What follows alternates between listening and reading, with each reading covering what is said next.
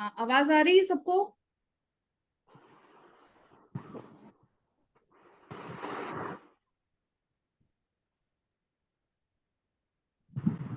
दीदी जय जिनेन्द्र। दीदी जैसे आजकल तो हर एक के घर में कुआं भी नहीं होता। पानी की दिक्कत सबसे बड़ी हो जाती है। और हाथ का ही सब कुछ घरों में कहाँ हो पाता है, और इसलिए तो बन ही नहीं पाता है। तो चौके ही इसलिए अलग से मंदिर में ही लगने लग गए हैं, क्योंकि वहां शुद्धता से इकट्ठा एक ही जगह कुआं बना रखा है। सारे मसाले मशीन लगा रखी है। हर घर में ये चीज अब अवेलेबल है नहीं। हम्म। तो मतलब चौका उन्हीं के निमित्त से ही लग रहा है अब तो। हाँ, तो वो और औदेशिक आहार का त्याग रहता है मुनिराज को। अभी अपन मुनिराज की चर्चा कर रहे हैं। मुनिराज का स्वरूप कैसा है? मुनिराज को औदेशिक आहार का त्याग रहता है। देखो, अभी आप लोगों के प्रश्न इसमें और उत्तर आने वाले हैं। अपन पढ़ लेते हैं इसको पूरा। और कारण बताया ना यहाँ पर पूरा, कि औदेशिक आहार का त्याग क्यों है।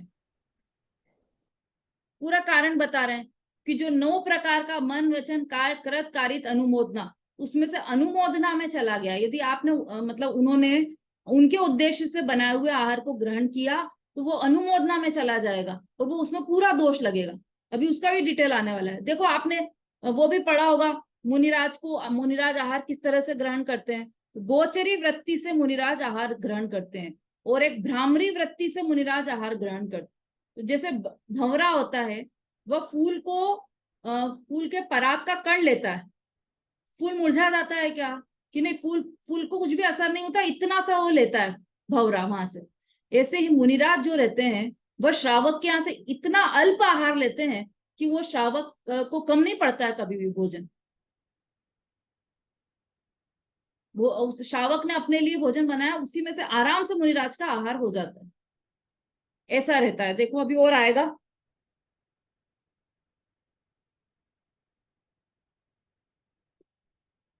इसलिए अपने लिए बनाए हुए आहार पानी साधु ग्रहण कर ले, यह मार्ग नहीं है।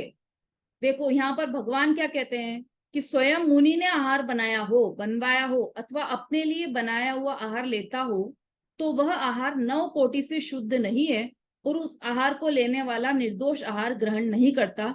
दूसरे प्रकार से कहें तो यदि अपने लिए बनाया हुआ आहार मुनि प्रयोग करे, तो अनुमोदना कोटि टूट जाती।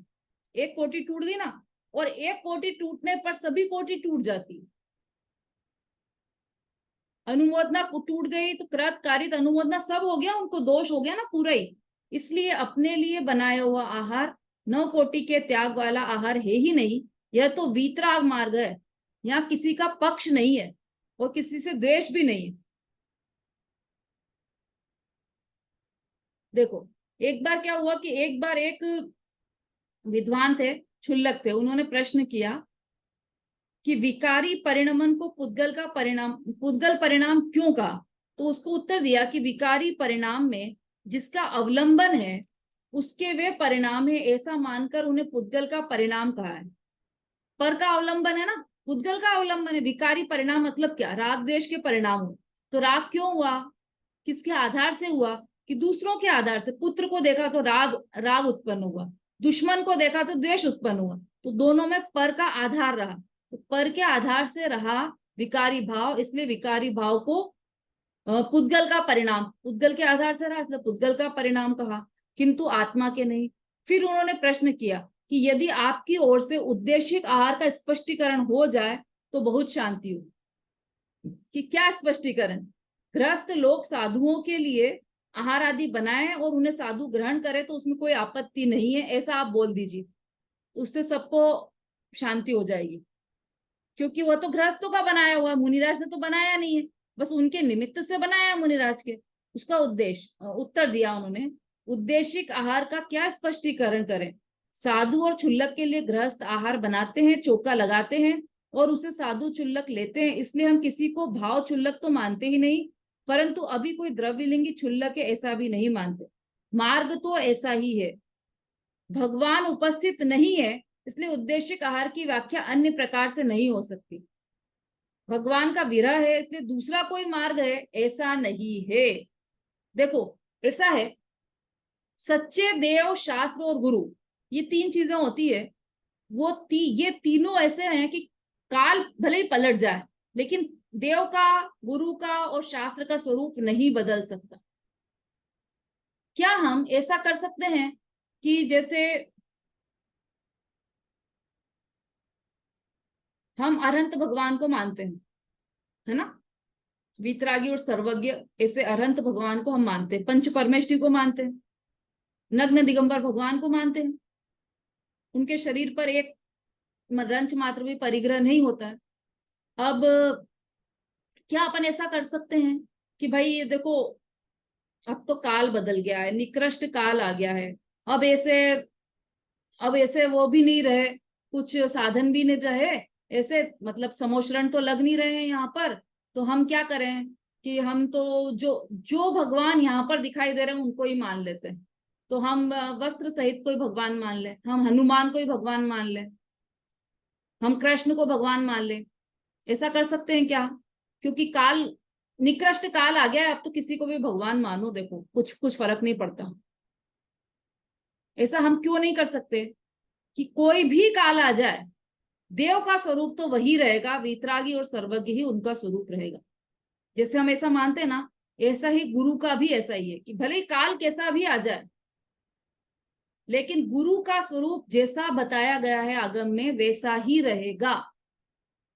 अगर आगम में ऐसा बताया है कि गुरु का स्वरूप ऐसा है कि वो औदेशिक आहार नहीं ले सकते, तो गुरु का स्वरूप ऐसा ही रहेगा, स्वरूप नहीं बदलेगा। कि श्रावक ऐसे हो गए हैं, श्रावक के ढंग के नहीं है तो मुनि कैसे ढंग के होंगे? श्रावक तो हर काल में बिगड़ते भी हैं। भगवान आदिनाथ के काल में मारीच जैसे श्रावक भी थे, जो उठकर समोशरण में उसे उठे और बाहर आकर विरोध करा और 363 पाखंड के मत चला दी। ऐसे निकृष्ट श्रावक भी थे जो बिल्कुल अपोजिट हो जाते थे, भगवान से बिल्कुल लड़ने को तैयार थे। तो वहां भी थे ना, है ना, थे ना वहां पर भी। तो श्रावक तो हर काल में निकृष्ट हो सकते हैं।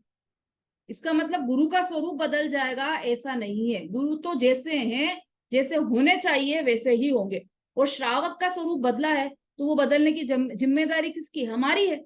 हम ठीक हो, हम करें, हमारे घर में कुएं का पानी लाएं, ताजे मसाले पीसे, ताजा आटा पीसे, हमारे परिणाम में शुद्धि करें। इसका मतलब ये नहीं होगा कि हम नीचे गिर गए तो मुनिराज को भी नीचे गिरा दें, है ना। हमारे भाई पहले के जमाने में तो इतनी प्रॉब्लम नहीं थी, बच्चों की शादियां इजीली हो जाती थी, और वहां पंडित रहते थे, ज्योतिष रहते थे, वो कुंडली मिला देते थे, वो खूब सारी कुंडलियां ले आते थे और उसमें से ही बच्चे बच्चियों की शादी तय कर देते थे। अब तो ऐसा जमाना आ गया है कि परफेक्ट मैच ही नहीं मिल रहे हैं, तो क्या करें कि महाराज जी आप हर शहर शहर में जाते हो, हर गांव गांव में जाते हो, तो आपको तो पता होगा कि किस गांव में, किस शहर में कौन सा अच्छा लड़का है, कौन सी अच्छी लड़की है, तो आप हमको बता दो, हमारे बच्चों का संबंध तय हो जाएगा। तो क्या महाराज ऐसा बता सकते हैं क्या कि लड़का लड़की बता दे वो, कि हाँ हाँ मैं तो उस शहर गया था, वहां पर एक लड़की थी, वो बहुत ही सभ्य थी, संस्कारी थी, आप उससे कर लो? क्या ये महाराज के, मुनिराज के उचित आचरण है? मुनिराज की भूमिका के योग्य आचरण है ये कार्य तो मेट्रीमोनियल वालों का है, मैच मेकिंग वालों का है, वो करें। मुनिराज का तो ये कार्य नहीं है। तो यदि मुनिराज ये कार्य करने लगे तो सुधार की आवश्यकता किसमें है? कि क्या करें, अब तो जमाना ही ऐसा आ गया है, तो मुनिराज को भी हम ऐसे ही कार्य दे देते हैं कि जमाना कैसा भी आ जाए, लेकिन मुनिराज को ऐसा कार्य देना बिल्कुल भी उचित नहीं है, और उससे भी ज्यादा अनुचित मुनिराज का ऐसा कार्य करना है। बिल्कुल ऐसे ही यहाँ पर जो औदेशिक आहार की बात चल रही है, कि वास्तव में राजमार्ग तो यही है कि जो भोजन मुनिराज के उद्देश्य से बना हो, मुनिराज उसका ग्रहण नहीं करेंगे। उसका ग्रहण करने से ये जो 9 प्रकार के जो दोष है वो मुनिराज को लगते हैं, इसलिए मुनिराज उसका ग्रहण नहीं कर सकते। देखो मोक्ष मार्ग प्रकाशक में आया है ऐसा कि ऊंचा नाम धराकर नीचा कार्य करना उचित नहीं है। इसका क्या मतलब है? देखो उसमें क्या लिखा,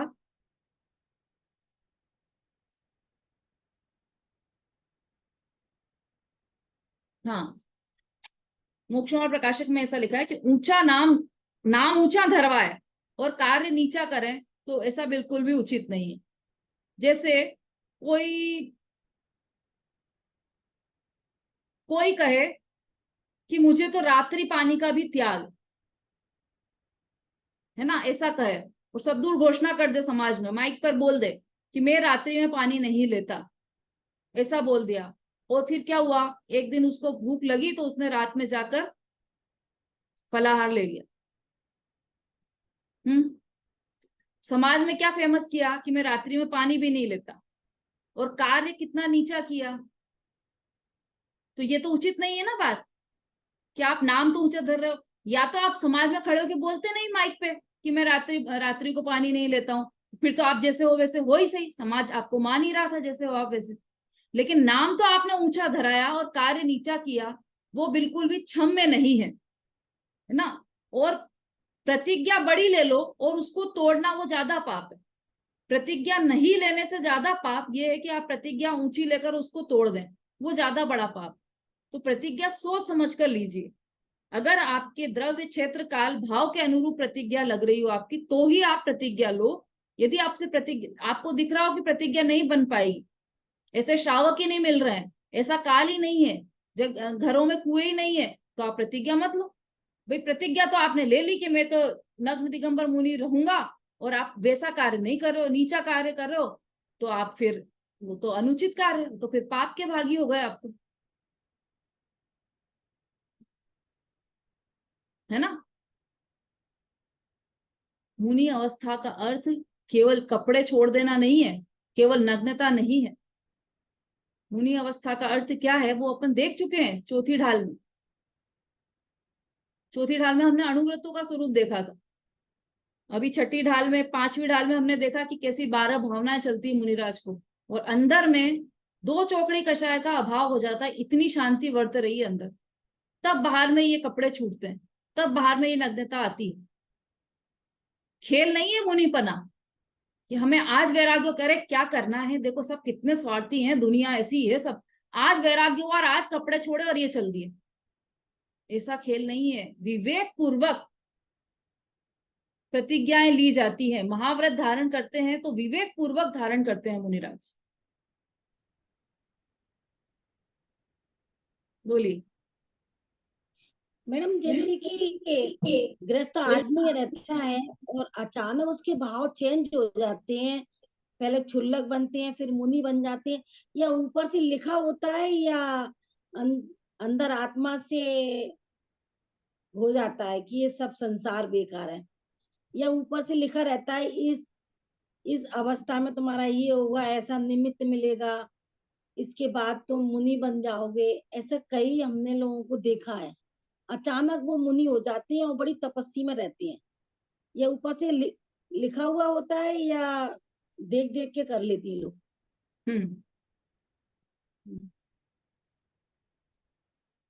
देखो, 2 बातें ध्यान में रखिए अनीता जी।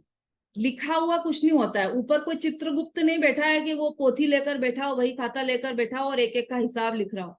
ऐसा कुछ भी नहीं है जैन शासन में। ये तो दूसरे अन्य धर्मों की कपोल कल्पनाएं हैं कि ऊपर चित्रगुप्त बैठे हैं, और वो एक और कौन होता है वो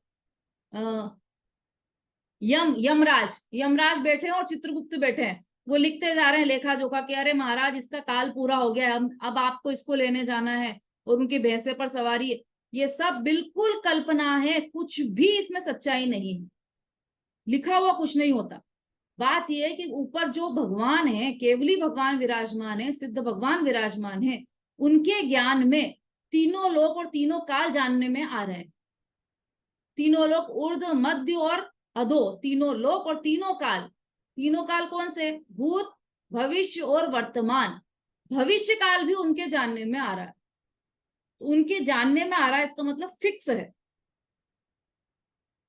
इतने बजकर इतने मिनट पर अनीता जी ये प्रश्न पूछने वाली, ये केवली के ज्ञान में पहले ही झलक गया, बरसों पहले, अनंत काल पहले झलक चुका है उनके ज्ञान में। इतना क्रमबद्ध परिणमन है। तो ये लिखने झुकने का ये कुछ भी हमारे जैन दर्शन में नहीं है, मान्य नहीं है, और तर्क से भी सिद्ध नहीं होता। ये तो केवली ज्ञान में केवली ने भी निश्चित नहीं किया है कि भगवान सिद्ध भगवान बैठे बैठे ऊपर बोर हो रहे हैं तो वो सबका एक एक का बही खाता लिख रहे हैं कि चलो अब अनीता जी के बारे में लिख लेता हूँ कि इनको इतने साल इस पृथ्वी पर रहना है, इतने साल बाद इनको स्वर्ग जाना है, इतने साल ऐसे करना है। ऐसा कुछ भी नहीं है। ये तो आपने जो पूर्व कर्म किए हैं, जो कर्म बांधे हैं, उसके अनुसार सारी व्यवस्थाएं बनती है। आपने ऐसा कर्म बांधा है कि मुझे इतने समय में, मतलब ऐसा कर्म बांधा है आपने कि 50 साल बाद उदय में मेरा पोता पोती आएगा, ऐसा कर्म बांधा, तो वो कर्म अपना कार्य कर रहा, कर्म आपका उदय में आएगा, आपको 60 साल बाद 50 साल बाद जो भी आपने बांधा था उस समय आपको पोता या पोती उत्पन्न होगा। फिक्स है, ये बात पक्की है कि फिक्स है। कुछ भी ऐसा नहीं, कोई भी कार्य, एक भी कार्य ऐसा नहीं जो फिक्स नहीं है। फिक्स तो है, केवल ज्ञानी के ज्ञान में फिक्स है, केवल ज्ञानी ने फिक्स नहीं किया है, स्वतः फिक्स है वो। केवल ज्ञानी ने तो उसे जाना है केवल। ठीक है, अब मुनिराज की बात जहां तक है, तो मुनिराज की क्या चर्चा चल रही है हमारी, मुनिराज की। हाँ दीदी बोलिए। जब पर क्रमबद्ध पर्याय आता है तो वहां पे पुरुषार्थ के लिए सब लोग बोल रहे हैं कि जब सब चीजें फिक्स है तो पुरुषार्थ क्यों कर रहे हैं, अपना अपना सब चीजें अपने आप ऑटोमेटिक हो जाएंगी। ये क्वेश्चन हर जगह अपन को समझ मैंने सुनने को मिलता है और अपन भी विचार करते हैं।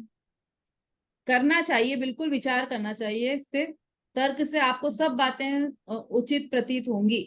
क्रमबद्ध है तब भी पुरुषार्थ होता है।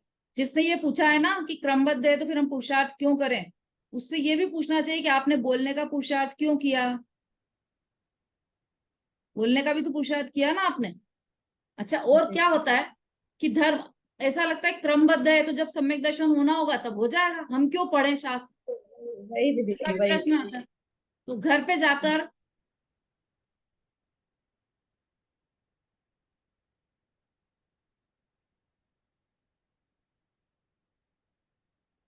घर पर जाकर भोजन की थाली के सामने बैठकर ये क्यों नहीं सोचता कि भोजन अपने आप आ जाएगा, क्रमबद्ध में इसको पेट में आना होगा तो आ जाएगा, क्रमबद्ध में जब मुंह में आना होगा तब आ जाएगा। वहां तो पुरुषार्थ करने का प्रयास करता है कि मैं ये खाऊं, मैं भोजन बनाऊं, मैं ये काम करूं। बाहर सब जगह पैसे कमाने जाऊं, दुकान पे जाऊं, ऑफिस जाऊं, सब जगह पुरुषार्थ करता है, और धर्म कार्य में आते से क्रमबद्ध करने लग जाता है। वास्तव में कार्य तो क्रमबद्ध के अनुसार ही होता है, लेकिन जो उसका पुरुषार्थ है वह भी तो क्रमबद्ध में है कि ये इतने बजकर इतने मिनट पर ऐसे पुरुषार्थ करेगा, ये क्रमबद्ध में है। तो क्रमबद्ध भी सिद्ध होता है और पुरुषार्थ भी सिद्ध होता है। पर ये है कि क्रमबद्धता है ना पुरुषार्थ से बदल नहीं सकती, पर अपन को पुरुषार्थ करते रहना है। हाँ, क्योंकि आपको पता नहीं कि क्रमबद्ध में क्या लिखा जी है ना। और पुरुषार्थ तो करोगे ही आप, क्योंकि इधर का नहीं करोगे तो उधर का करोगे, कहीं ना कहीं का तो करोगे पुरुषार्थ। जीव पुरुषार्थ करता ही है, तो करता है तो वो अपोजिट जाके और यहाँ पे करेगा। अभी हमने पुरुषार्थ क्या मान रखा है कि इधर से इधर हिला देना, जो जैसा चल रहा है उसको वैसा नहीं उल्टा कर देना, ये पुरुषार्थ है। ऐसा नहीं है, जो क्रमबद्ध है उसको जो जानना है वो भी तो पुरुषार्थ है। जो पर्याय जैसी हो रही है उसको वैसा का वैसा ही जानना, ये सबसे बड़ा पुरुषार्थ। हम क्या समझते हैं, करने को पुरुषार्थ समझते हैं, ये हमारी भूल है। थोड़ा सा विषयांतर हो गया है भाई। अपना जी विषय चल जी रहा है मुनिराज का। हाँ, मुनिराज का विषय चल रहा है हमारा। अभी अपन उसमें पढ़ रहे हैं कि देखो, हाँ हम बात कर रहे थे कि यदि ऊंचा ऊंचा नाम रखें और छोटा काम करें तो क्या होगा, कि वो तो जगत में भी महापाप है। हमने अभी उदाहरण में देखा ना कि रात्रि अनाउंस कर दे कि मैं रात्रि में पानी भी नहीं पीता और रात्रि में जाकर फलाहार कर ले, तो ऊंचा नाम रखकर छोटा काम करे तो जगत वाले भी उसको महापापी कहते हैं। तो फिर ये तो धर्म मार्ग है। यहाँ पर ऊंचा नाम रखे मतलब मुनि का वेश रखे, मुनि कहलाए, और छोटा कार्य करे तो यह बिल्कुल, ये तो महापाप है। जैसे उपवास करे कि आज मेरा उपवास, और आज मेरा उपवास मतलब देखो जैनियों का उपवास तो ऐसा होता है निर्जला, ये तो आजकल नए नए चल गए हैं कि हम तो नारियल पानी पी लेते हैं, हम तो सिर्फ नारियल पानी से किया हमने उपवास, हमने तो सिर्फ लौंग से किया, पता नहीं क्या क्या नया नया कार्यक्रम चालू हो गए हैं। लेकिन वास्तव में तो जेएनयू के उपवास तो निर्जले होते हैं। शाम को 6 बजे जो पानी पिया, तो परसों सुबह मंदिर के दर्शन करने के बाद, उसके बाद ही जल ग्रहण किया जाता है, वो होता है निर्जला उपवास। तो निर्जला उपवास की आज मेरा निर्जला उपवास है, उसने उपवास तो कर लिया। अब क्या किया उसने कि उसका मन चला तो उसने एक कण अन्न का खा लिया, एक कण, सिर्फ एक कण। तो वो क्या है, महापाप किया उसने, क्योंकि तुमने तो उपवास किया है ना, तुमने एक कण भी कैसे खा लिया। और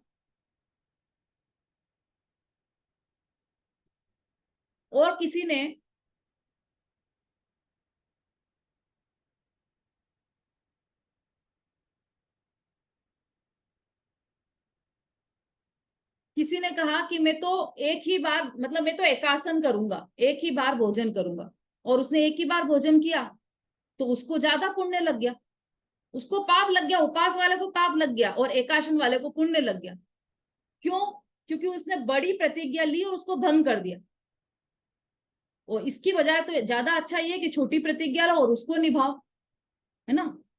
अब देखो, 9 कोटि से निर्दोष होना चाहिए, उसके लिए समय हो गया है क्या अपना? आज इसमें समय नहीं दिख रहा। अरे बाप रे, समय तो बहुत हो गया है। चलिए, इसके आगे की चर्चा हम कर लेंगे, आज तो भजन भी नहीं हो पाएगा, समय काफी हो गया है। जिनवाणी स्तुति ही ले लेते हैं। जावाणी के ज्ञान से सूझे लो कालो, सोवाणी मस्तक नमु सदा देत हूँ ढो। बोलिए जिनवाणी माता की जय। हाँ, एक बात और, कल जो हमारा कार्यक्रम होने वाला है, सांस्कृतिक कार्यक्रम, उसमें अंताक्षरी प्रतियोगिता भी होगी, भजन भी सुनेंगे हम, कविताएं भी सुनेंगे और भाषण भी सुनेंगे। और मुनिराज जो हमारे, जिन पर उपसर्ग आए हैं, ऐसे मुनिराजों की कथा भी हम सुनने वाले हैं। तो उनके नाम किसको किसको देना है वो जल्दी से अभी दे दीजिए। हाँ, सुलोचना आंटी अनम्यूट कीजिए आपका। हम भजन बोल देंगे। ठीक है, सुलोचना आंटी का भजन है, मुनिराज पर आधारित ही भजन होना चाहिए। बीना जी। हाँ जी, मैं तो कविता बोलूंगी, या मतलब आप कह रहे थे ना ज्यादा जिसका होगा, या तो पारसनाथ के ऊपर बोलूंगी या कविता बोलूंगी। आप कविता बोलना बहुत अच्छा लगेगा फिर, ठीक है। दीदी मैं भजन बोल दूंगी। हाँ मंजू जी, बहुत अच्छा भजन। सरिता जी। दीदी मैं गुरुदत्त मुनि की उपसर है, उपसर उनका, उसकी कहानी। कौन से? गुरुदत्त मुनिराज पर? जी, जो हाँ द्रोणगिरी में जिनका मोक्ष हुआ था वो। हाँ हाँ, ठीक है, बहुत बढ़िया। शोभा दीदी जी। मैं भजन ही बोलूंगी, भजन ही बोलूंगी। हाँ, भजन किस पर बोलोगे आप? देखो, आज नेमिनाथ भगवान का जन्म और तब कल्याणक है, जी दीदी। तो हम आप कल पार्श्वनाथ पार्श्वनाथ। भगवान के ऊपर ही बोलेंगे, पार्श्वनाथ भगवान का भजन। हाँ, मतलब नेमिनाथ पर भी बोल सकते हैं कुछ लोग, ताकि सबका सिमिलर ना हो। अनीता जी। नेमिनाथ के ऊपर बोल देंगे भजन, हमको याद है मैडम। हाँ ठीक है, बहुत अच्छा, बहुत बढ़िया। और पारसनाथ का नहीं, वापस अनम्यूट कीजिए आप। पारसनाथ का मोक्ष कल्याण मैंने कल रात को देखा था, वो मैं थोड़ा सा बोलूंगी। भजन या भाषण? पारसनाथ का मोक्ष कल्याण मैंने कल देखा था, बहुत अच्छा, उसमें चित्री बना है और काफी छोटा है, अच्छा है, उस पर बोल दूंगी पारसनाथ का। हाँ, तो भाषण रहेगा आपका पार्श्वनाथ भगवान पर, ठीक है। दीदी आपने अभी अंताक्षरी बोली, अंताक्षरी किस तरह होगी यहाँ पे? भजनों की होगी, गानों की तो होगी नहीं, भजन की होगी अंताक्षरी तो, है ना। सब तैयारी करके आए, भजन भी अच्छे से तैयार करके आइए सब लोग। जैसा भी समय होगा फिर वहां पर कल अपन करेंगे भजन की कोई स्पेशली। सीरीज चलती है यूट्यूब में कोई भजन की है क्या? पार्श्वनाथ भगवान के ऐसा कुछ करके है क्या? आप सर्च कर लेना, हो सकता है हो वहां पर। विमलेश जी, और सबसे जरूरी बात ये है कि दीदी मैं पार्श्वनाथ बोल भगवान का दूंगी, अंताक्षरी जो है ना भजनों से कर लेंगे ना आप सब। अंताक्षरी भजनों जो से आप कह रहे हो करना। भजनों से हाँ और क्या हाँ, बहुत तो अच्छी रहेगी दीदी। क्योंकि भजन भी हो जाएंगे उसमें और अंताक्षरी हो जाएगी। हाँ वो भी होगी ना, और भाषण भी बोल सकते हो आप पार्श्वनाथ भगवान पर, नेमिनाथ भगवान पर, दोनों पर, और निर्वाण कल्याणक पर भी आप भाषण बोल सकते हो। कितना सारा है, कल तो अपने पास कितने सारे विषय हैं अपने लिए अवेलेबल। भाई यही लोग हैं क्या? समता भाभी, सुलोचना आंटी, आप लोग कहाँ हो? प्रमोद बालाजी,